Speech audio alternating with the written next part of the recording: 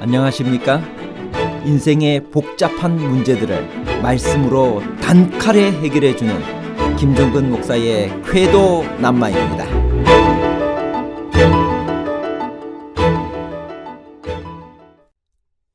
신명기 24장 1절에 남편이 아내와 이혼할 수 있는 수치되는 일이란 어떤 일일까요? 모세가 말한 이혼 정서의 기능은 남성들에게 이혼의 권한을 부여한 것일까요? 아니면 이혼 증서는 가부장 중심 사회에서 남편이 일방적으로 이혼을 결심하지 못하게 하는 중요한 장치가 되었을까요? 이혼의 권한 부여와 이혼 방지 안전 장치에 관한 복잡한 문제를 하나님 말씀의 가르침으로 명쾌하게 해결해 드리겠습니다. 신명기 24장 1절에 히브리어로 에르와트 다바르, 수치되는 일이라고 하는 말이 나오게 됩니다. 이것은 구체적으로 무슨 의미일까요? 신명기 24장 1절 2절 사람이 아내를 맞이하여 데려온 후에 그에게 수치되는 일, 에르와트 다바르, 이 일이 있음을 발견하고 그를 기뻐하지 아니하면 이혼 증서를 써서 그의 손에 주고 그를 자기 집에서 내보낼 것이요 그 여자는 그의 집에서 나가서 다른 사람의 아내가 되려니와. 남편이 아내와 이혼할 수 있는 수치되는 일이란 무엇일까요? 흔히 간음으로 생각합니다. 그러나 간음, 그 중에서도 유부남과 유부녀의 간음은 이혼이 아니라 사형이었습니다.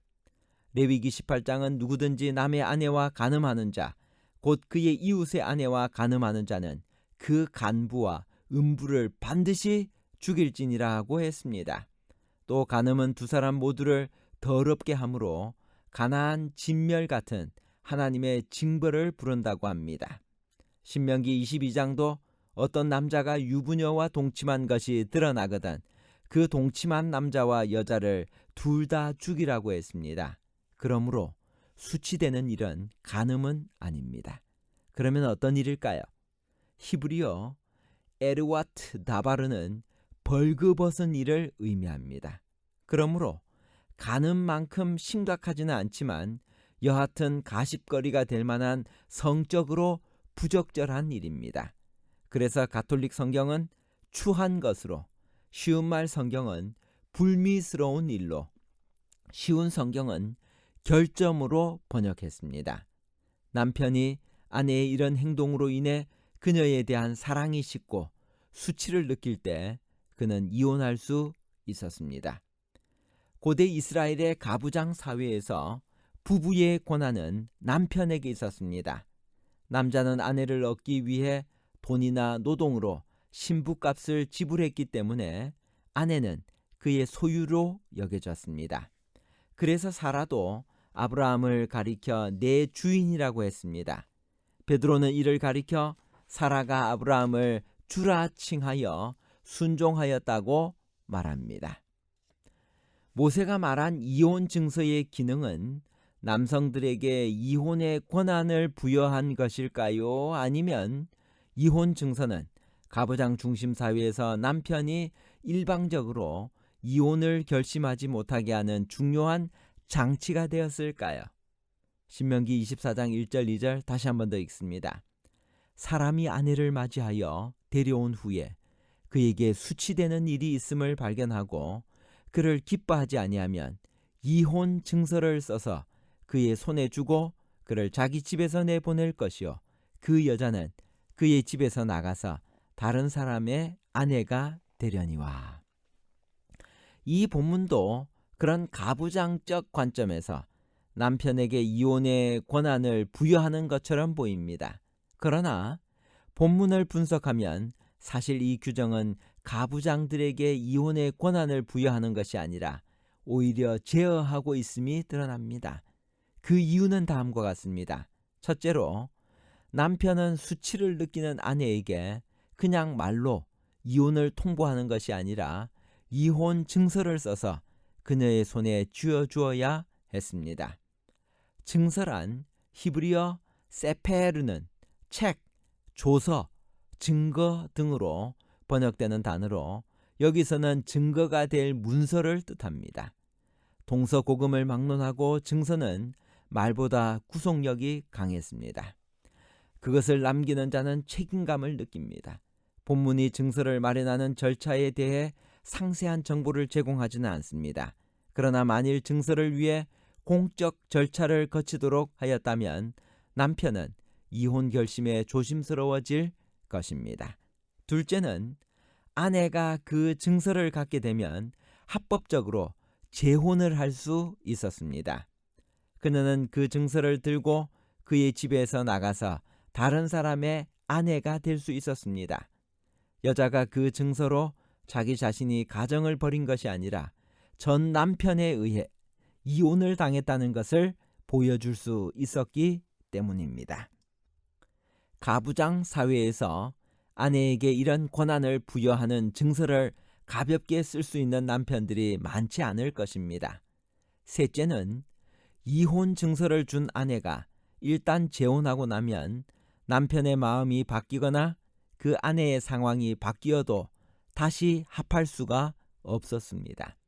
즉 재혼한 아내가 재혼한 남편으로부터 다시 이혼 증서를 받았거나 또는 그 남편이 죽더라도 그를 내보낸 전 남편이 그를 다시 아내로 맞이할 수 없었습니다.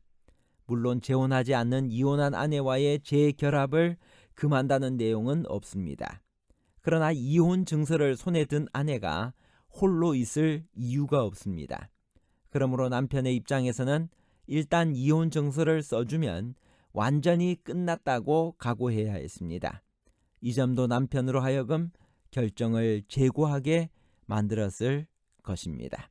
결국 이혼 증서는 가부장 중심 사회에서 남편이 일방적으로 이혼을 결심하지 못하게 하는 중요한 장치가 되었습니다. 흥미로운 점은 아내가 둘째 남편으로부터도 미움을 받게 된 경우입니다. 그럴 때 둘째 남편에게는 어떤 권한이 있었을까요? 그런 경우에도 둘째 남편은 그녀를 그냥 쫓아낼 수가 없었습니다. 반드시 이혼 증서를 써서 그의 손에 주고 그를 자기 집에서 내보내야만 했습니다.